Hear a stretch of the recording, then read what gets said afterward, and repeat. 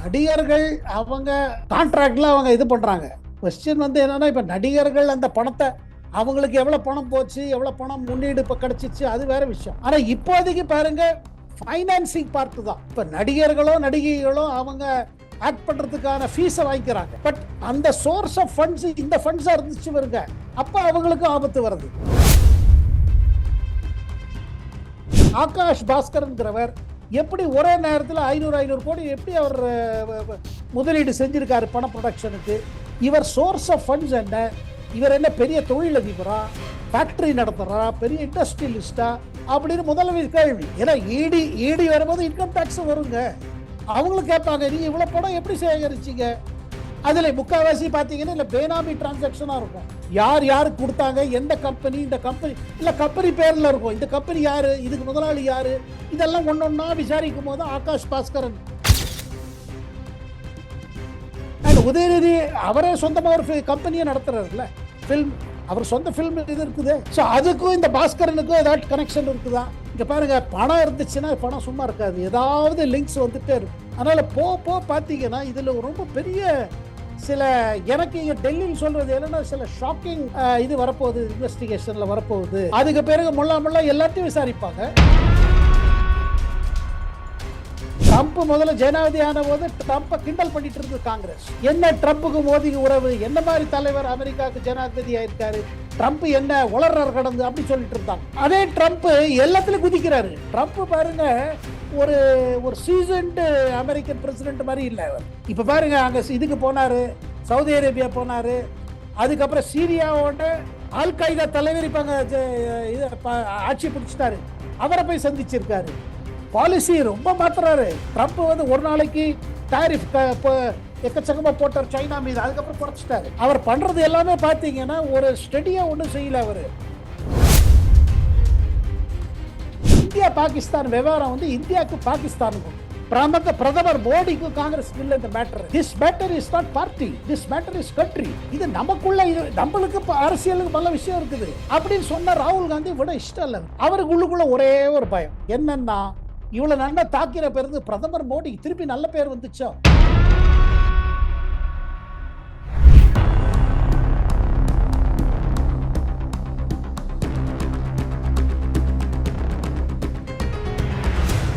Real one நண்பர்கள் உறவுகளுக்கு வணக்கம். தொடர்ச்சியாக பல்வேறு முக்கியமான தகவல்களை நம்முடைய உறவுகளுடன் பகிர்ந்து வரும் மூத்த பத்திரிகையாளர் டெல்லி சேகரையர் அவர்கள் நம்முடைய இருக்கிறார். வணக்கம் சார். வணக்கம் சிவா சார். வணக்கம் சார். இதுல கவனிக்கப்பட வேண்டிய விஷயம் என்ன அப்படின்னா, இப்ப தமிழ் சினிமாவையே ஒரு கதிகலங்க வைக்கக்கூடிய வகையில தான் இந்த ப்ரொடியூசர் ஆகாஷ் பாஸ்கரன் அவர்களுடைய வீட்டுல நடக்கக்கூடிய ரெய்டு. காரணம் என்ன அப்படின்னா, சிம்பு, தனுஷ், சிவகார்த்திகேயன், அதர்வா அப்படின்னு சொல்லி தமிழ் சினிமாவுடைய முக்கியமான ஸ்டார்கள் நடிக்கக்கூடிய படங்கள் வந்து ஆகாஷ் பாஸ்கரன் வந்து ப்ரொடியூஸ் பண்றாங்க. சோ ஆகாஷ் பாஸ்கரனுடைய இந்த ஈடி ரைடை பொறுத்த வரைக்கும் இந்த நடிகர்கள் வரைக்கும் நீளுவதற்கான வாய்ப்புகள் இருக்குமா சார்? இல்லைங்க, நடிகர்கள் அவங்க கான்ட்ராக்ட்ல அவங்க இது பண்றாங்க. கொஸ்டின் வந்து என்னன்னா, இப்ப நடிகர்கள் அந்த பணத்தை அவங்களுக்கு எவ்வளவு பணம் போச்சு, எவ்வளவு பணம் முன்னீடு இப்ப கிடைச்சிச்சு, அது வேற விஷயம். ஆனா இப்போதைக்கு பாருங்க, ஃபைனான்சிங் பார்ட் தான். இப்ப நடிகர்களோ நடிகைகளோ அவங்க ஆக்ட் பண்றதுக்கான ஃபீஸை வாங்கிக்கிறாங்க. பட் அந்த சோர்ஸ் ஆஃப் ஃபண்ட்ஸ் இந்த ஃபண்ட்ஸா இருந்துச்சு வருங்க, அப்ப அவங்களுக்கு ஆபத்து வருது. ஏன்னா எந்த பணம் வந்து உங்களுக்கு ஊழல் பணமோ, அந்த பணம் மூலமாக தயாரிப்படும் படங்கள், அதுல பெரிய தொகை வாங்கும் இந்த நடிகர்கள் நடிகைகள், இதெல்லாம் லிங்க் இருந்துச்சு வச்சுக்கோங்க. இப்போதைக்கு என்ன பாக்குறாங்கன்னா, ஆகாஷ் பாஸ்கர்ங்கிறவர் எப்படி ஒரே நேரத்தில் 500 கோடி எப்படி அவர் முதலீடு செஞ்சிருக்காரு பண ப்ரொடக்ஷனுக்கு? இவர் சோர்ஸ் ஆஃப் ஃபண்ட்ஸ் என்ன? இவர் என்ன பெரிய தொழிலதிபரா, ஃபேக்டரி நடத்துறா, பெரிய இண்டஸ்ட்ரியலிஸ்டா அப்படின்னு முதல்ல கேள்வி. ஏன்னா ஈடி வரும்போது இன்கம் டேக்ஸ் வருங்க. அவங்களும் கேட்பாங்க, நீங்க இவ்வளவு பணம் எப்படி சேகரிச்சீங்க? அதுல முக்கால்வாசி பாத்தீங்கன்னா இல்ல பேனாமி டிரான்சாக்ஷனா இருக்கும். யார் யாருக்கு கொடுத்தாங்க, எந்த கம்பெனி, இந்த கம்பெனி இல்ல கம்பெனி பேர்ல இருக்கும், இந்த கம்பெனி யாரு, இதுக்கு முதலாளி யாரு, இதெல்லாம் ஒன்னொன்னா விசாரிக்கும் போது ஆகாஷ் பாஸ்கரன் நம்ம நெட்ல வந்திருக்காரு. அப்புறம் ஒண்ணுங்க, யாருமே சொந்த காசு வச்சுன்னு படம் தயாரிக்கிறது இல்லை. இதை நம்ம புரிஞ்சுக்கணும். அரசியல்வாதிகள்கிட்ட இருக்கிற படம் தான் பட தயாரிப்புக்கும் போகுது. ஏன்னா அவ்வளவு ஃபண்ட்ஸ், அவ்வளவு கேஷ், அவ்வளவு லிக்விடிட்டி சாதாரணமாக ஒரு தொழிலதிபர்கள்ட்ட இருக்காது. இப்ப நீங்க மும்பை எடுத்துக்கோங்க, பாலிவுட்லயே பாருங்க, முன்ன டயத்துல இப்படித்தான் இருந்துச்சு. இந்த மாதிரி படங்கள்ல தான் பாருங்க இந்த மாதிரி வர இன்கம் இருக்கு பாருங்க. கரப்ஷன் மூலமாக, லேண்ட் டீல் மூலமாக அந்த படங்கள் தான் பட தயாரிப்புக்கு போறது. ஏன்னா அது இன்வெஸ்ட்மெண்ட். அதாவது என்ன, ஒரு 500 கோடி செலவழிச்சு ஒரு படம் தயாரிச்சோம்னா ஒரு 800 கோடி நமக்கு மறுபடி வந்தா 300 கோடி நமக்கு இன்கம், ப்ராஃபிட். அந்த மாதிரி ஒரு ஹை வால்யூம் உங்களுக்கு கேஷ் எங்க வருது? என்ன மாதிரி பிசினஸ் செஞ்சா உங்களுக்கு இப்படி வரும்?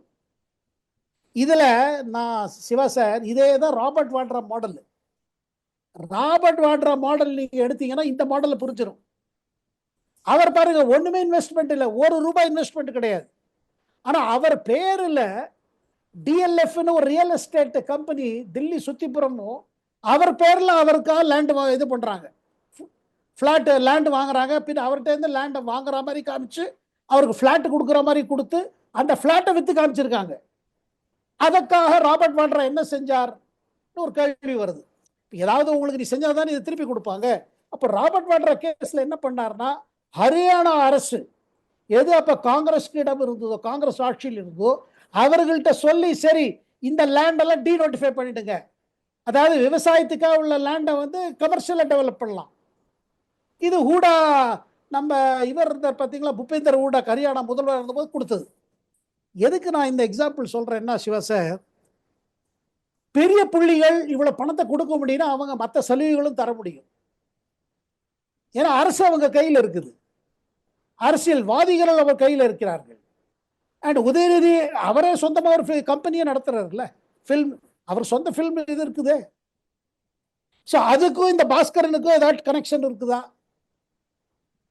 இங்க பாருங்க, பணம் இருந்துச்சுன்னா பணம் சும்மா இருக்காது, ஏதாவது லிங்க்ஸ் வந்துட்டே இருக்கும்.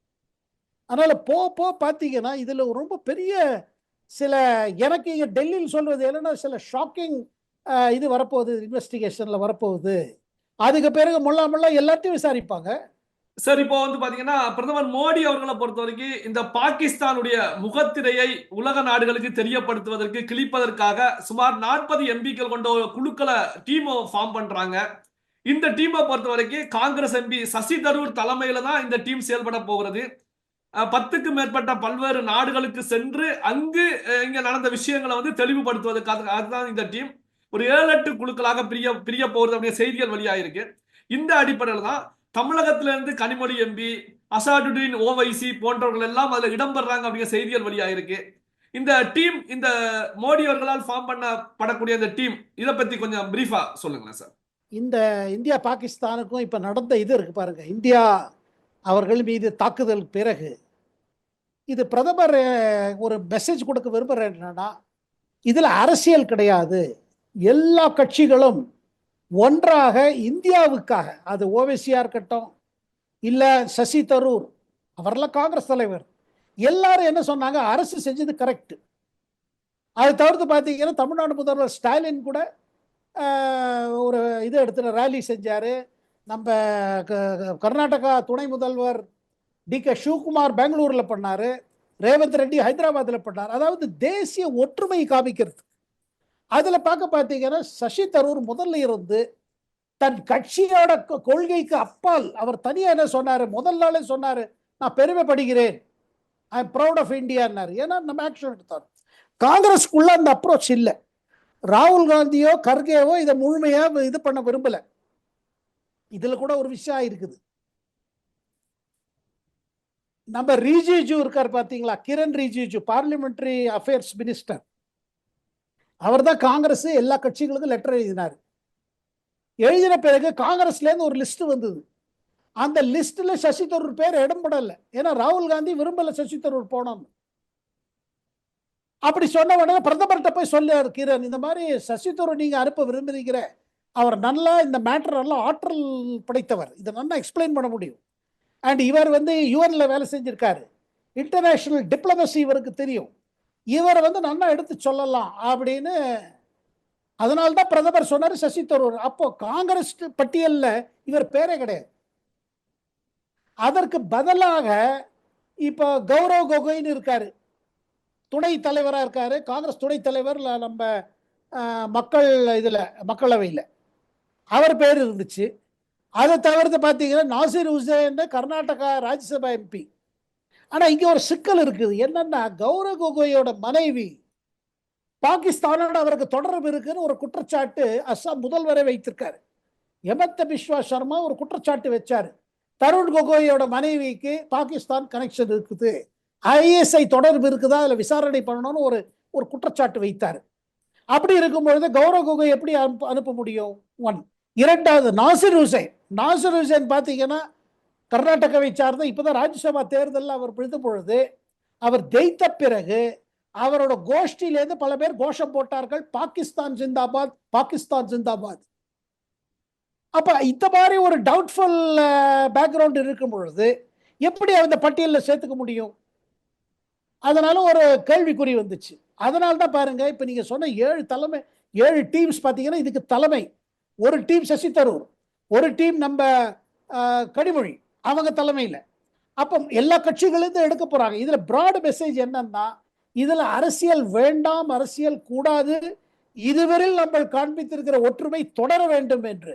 ஆனால் இதுல பாருங்க, காங்கிரஸுக்கு இதுல இஷ்டம் இல்லை. ராகுல் காந்தி துடிச்சிட்டு இருக்காரு, எப்படி நம்ம இதை என்ன பண்றது? அதனால தன் கட்சி மற்ற தலைவர்களுக்கு கேள்வி எழுப்புறாரு. ஒன்று, சீக்கிரமாக பார்லிமெண்ட் தொடர கூப்பிடணும்னு. அதுக்கு சசி தரூரே சொல்றாரு, இந்த நேரத்தில் எப்படி கூப்பிட முடியும்? ஆபரேஷன் சிந்தூர் தொடர்ந்துட்டு இருக்கு. இந்த நேரத்தில் நீங்க இது தொடர்ந்து இருக்கும் பொழுது இது பண்ண முடியாது.